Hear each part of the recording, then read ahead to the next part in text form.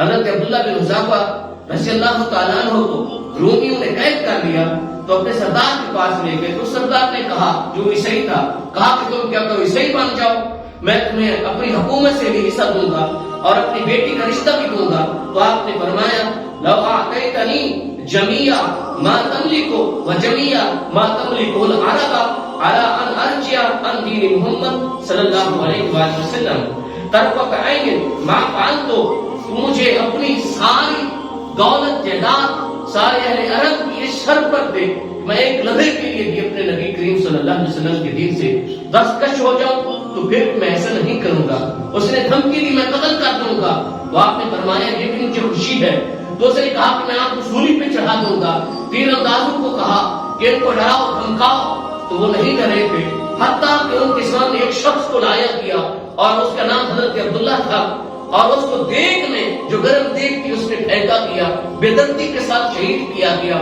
اور پھر آپ کو ڈرایا، اگر آپ اسلام نہیں چھوڑتے، عیسائی نہیں ہوتے تو آپ کے ساتھ بھی یہی حال ہوگا. تو آپ نے فرمایا، اس کی مجھے کوئی پرواہ نہیں. تو اس نے بندے مقرر کر دیے، جاؤ اس کو دھمکیاں دو، اس کو تکلیف پہنچاؤ، حتیٰ کہ آپ کے سامنے سولی کا پھندا لایا گیا، آپ کو لٹکا دیا جائے گا. تو آپ نے کہا کوئی بات نہیں.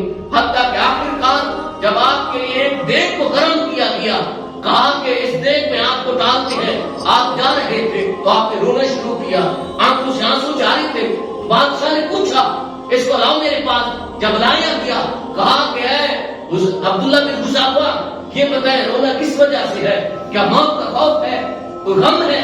کہا کہ میں اس وجہ سے رو رہا ہوں، میری تو ایک جان ہے، کاش جتنا میرے جسم کے اوپر بال ہے، ایک ایک بال کے برابر میری جان ہوتی اور اسلام کے لیے مجھے قربان کر دیا جاتا تو میں اللہ کے حضور خوش ہوتا اور سب سے بڑی میری زندگی کا مقصد پورا ہو جاتا. جب اس نے آپ کے جذبے کو دیکھا، اسلام سے محبت کو دیکھا، تو پھر آپ اس وقت آپ کو رہا کر دیا گیا.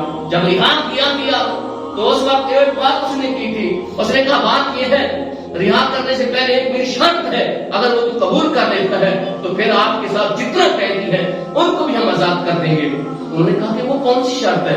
کہا کہ جو میرے سر کے بعد آپ ایک بار چوم لیں، میں آپ کے ساتھ جو ہے ان قیدیوں کو بھی آپ کے ساتھ آزاد کر دوں گا، رہا کر دوں گا. تو حضرت عبداللہ بن حذافہ نے اس عیسائی بادشاہ کے سر کو چوما تو اس نے جو ہے ان کو بھی ساتھ جو قیدی ان کے تھے ان کو بھی کیا رہا کر دیا. رہائی کے بعد حضرت فاروق اعظم رضی اللہ تعالیٰ عنہ کا زمانہ تھا خلافت کا. جب فاروق اعظم رضی اللہ تعالیٰ عنہ کی بارگاہ میں وہ آئے، حاضری پیش کی، تو حضرت عبداللہ بن حذافہ نے سارا واقعہ سنایا کہ اے امیر المومنین، ہمارے ساتھ اس طرح ظلم ہوا، مجھے تشدد کیا گیا، میرے سامنے میرے ساتھی کو دیگ میں ڈالا گیا، تو میں نے اسلام کو نہیں چھوڑا تھا اور میں کہتا رہا کہ کاش میرے بال کے برابر میری جانیں ہوتی تو میں اسلام کے لیے قربان کر دیتا، دین کے لیے قربان کر دیتا. اور ایک بار میں ان کی مان کیا تھا، جب انہوں نے مجھے کہا آپ کو بھی ہم آزاد کرتے ہیں، آپ کے ساتھیوں کو آزاد کرتے ہیں، بادشاہ کے سر کو چومو، تو میں نے اس وجہ سے سر کو چوما تھا. تو حضرت فاروق اعظم رضی اللہ تعالیٰ عنہ نے فرمایا، حق علی کل مسلم ان یقبل راس عبد اللہ بن حذافہ وانا ابدا فقام فقبل راس رضی اللہ عنہما. ہر مسلمان پر فرض ہے کہ عبداللہ کا سر چومے، ابتدا میں کرتا ہوں. چنانچہ آپ کھڑے ہوئے، ان کے سر کو بوسہ دیا. آپ نے فرمایا اکیلا اسلام تھا جو کفر کے ساتھ لڑ رہا تھا. تو اس لیے معلوم ہوتا ہے اگر کافروں کے درمیان میں بھی انسان کلمہ حق کہتے ہوئے جان دے دیتا ہے تو وہ سب سے بڑا مجاہد ہے.